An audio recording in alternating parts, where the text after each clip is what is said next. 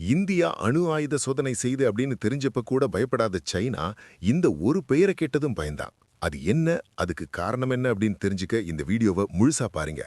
பொதுவா அணு ஆயுதம் அப்படின்னாலே பிளைட்ல கொண்டு போய் தான் எந்த ஒரு நாடு மேலையும் போட முடியும். ஆனா இந்தியா கிட்ட இருக்கிற இந்த அணு ஆயுதம் மொத்தம் 5 ஏவுகணை இழுத்துச் செல்லும் அளவு கொண்டது. அதுவும் 30,000 கிலோமீட்டர் வேகத்துல பறக்கக்கூடியது. ஒரு உண்மையை சொல்லணும்னா சைனா மட்டும் இல்லைங்க, எல்லா நாடும் நம்ம கிட்ட இருக்கிற இந்த அணு ஆயுதத்தை பார்த்து பயப்பட தான் செய்றாங்க.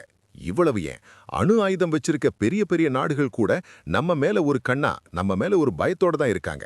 இதுக்கு காரணம், இந்த ஏவுகணை நம்ம லான்ச் பண்ண உடனே நேரா ஸ்பேஸ் வரைக்கும் போகும். அங்கிருந்து திரும்பி மொத்தம் 5 பிரிந்து மத்த கண்ட்ரீஸை அட்டாக் பண்ணும்.